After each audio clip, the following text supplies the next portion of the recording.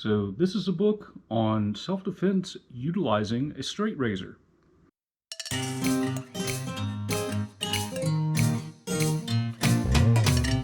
Hi guys, my name is Joe and welcome to Fighting Words, the martial arts library.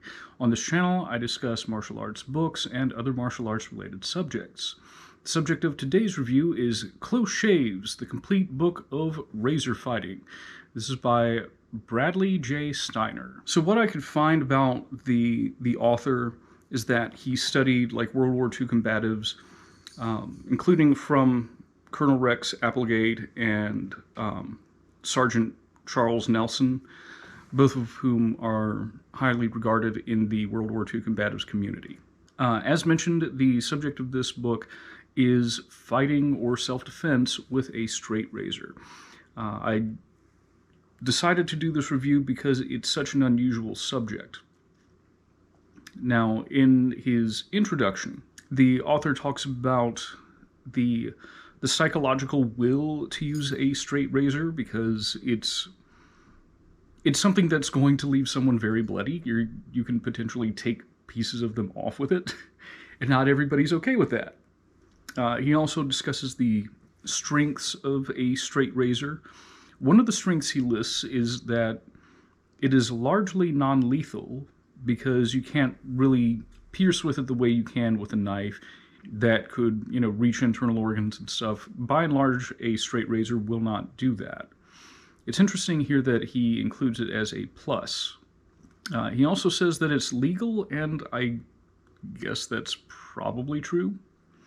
I don't know if there are any specific laws regarding the legality of straight razors.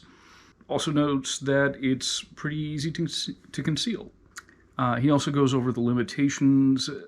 For instance, he notes that there is no point on the straight razor, so you're not going to get the piercing effect that you would with a knife. He also notes that it is largely non-lethal, so you are unable to actually use lethal force with it if you need that at your disposal. After that, he gets into things like how to carry the razor, which he says is optimally concealed in your hip pocket or in the pocket of a coat. He describes stance and footwork, and he says that they are natural. These don't really get any illustrations, but what he's describing resembles basically a boxing stance and boxing footwork. So if you already, know how to stand and move like a boxer, then this is going to be an easily transferable skill. He also describes 3 different types of grips for the straight razor. You have what he refers to as the lockout, which is when it's in its fully deployed position, straight out. He also lists 2 different fold-over positions. One is the thumb side fold-over, so the razor is folding over on the thumb side with the blade facing out, and the other is the bottom or flat side fold over, which is going in the opposite direction, so the edge would be coming out from the pinky side of the hand. And unsurprisingly, he eschews fancy grips or fancy stances or anything like that. He also offers some advice on physical conditioning, includes some basic tips for weightlifting. He advises doing some rope skipping, also lists calisthenics and things like rope pulling as good for physical conditioning. I guess this isn't specific to razor defense, but I think it's a good idea for people concerned about self-defense or people who are involved in martial arts to attain, a level of fitness. After that, he gives us a list of targets, which include the throat, the sides of the neck, the eyes, which he says has the potential to be lethal. He said that you can get to the brain through the eyes. I'm not sure one would be able to do that with a straight razor. He also lists the various extremities, like the Achilles tendon or the inside of the wrist, as well as the groin and the face. He will also advise attaching. In other words, grabbing the hair or the clothing of your target before attacking with your cuts, which makes sense. He has a small section on tactics. Among other things, he will advise feinting, which is, faking an attack. Like going low and then coming up to a high line, for instance. Also yelling, things like throwing sand in somebody's face, using distractions, and also using the environment. Using the environment like, throwing a chair at the attacker.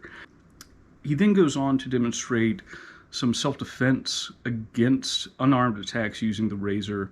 These attacks consist of things like, grabs and punches. This, I think, is where we start to get into some legally questionable things. My understanding of the law is that you are allowed to use the minimum amount of force necessary to end a clear and present danger if all someone is doing is grabbing you. It may be difficult to legally justify, slashing their face open. It depends, what are they doing with their other hand? Do they have other people? It gets tricky. But when he shows these defenses, usually it's a combination of, again, against the lapel, slash here, then come back with another slash to a higher priority target, and, kick the guy when he's down and all that. The brief section on defense against a razor, tactically he will focus on kicking, mostly low kicks, thrust kicks to the knees and things like that. Also grabbing the attacker to make sure that they can't use the arm, that they have the blade in.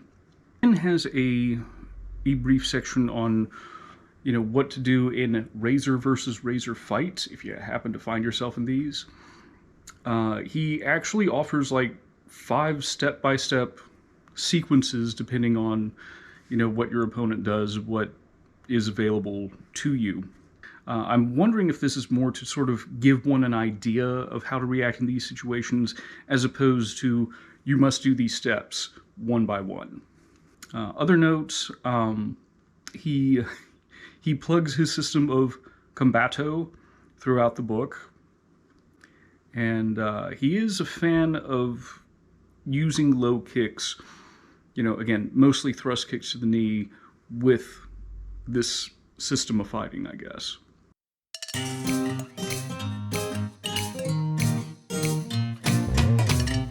As far as the pros go, as I mentioned up front, this is a very unusual topic. I don't know if any other book on razor fighting exists, so it's sort of a novelty in that respect. It's an unusual topic. That's one of the reasons it caught my eye. Another pro is, I think, in general, the self-defense information contained here is, pretty solid. Like, you want to be in shape. You want to use feints where possible. You want to have an aggressive mindset. If you're feeling fear, turn it into righteous indignation and use that.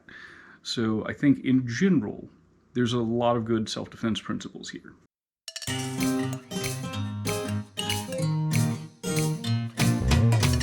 As far as the cons go, as I mentioned, there are some sequences that I think are legally questionable. Using a straight razor against an unarmed person, that seems like something that's very circumstantial, and on the surface I think it would be very difficult to justify most people, once you're found after you slice somebody up in court, going, well, Your Honor, he grabbed my shirt, so I decided to cut his face. Also, oh man, it doesn't show up throughout the book. There's a full section where he's just like, women don't know how to use knives. Women don't like using cutting weapons. Okay, I'm still trying to figure out when this book was published. I'm guessing the 70s or 80s. His experience is different from mine. I have actually attended a seminar, karambit seminar, and a karambit is a curved, just vicious looking knife, And the instructor for the seminar was a woman. I've had training partners who carried blades on them, women.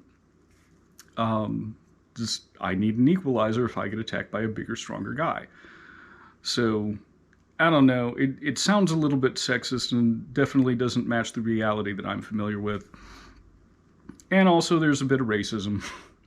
He does a racism. Yeah, he says razor fights are mostly done by primitive, backward culture types, especially racial minorities. Like, Jesus Christ, dude. Yeah, so that's a racism. Don't do a racism, kids. Ugh.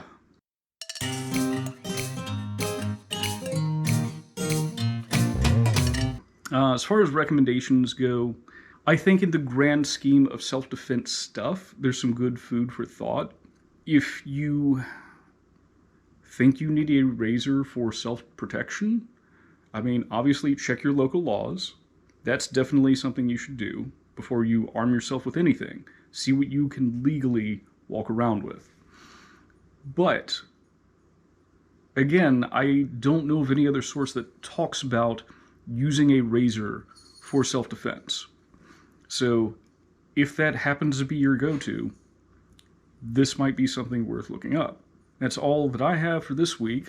Thank you for watching. If you would like to help out the channel, please consider donating to my Ko-fi account. The link is going to be in the description.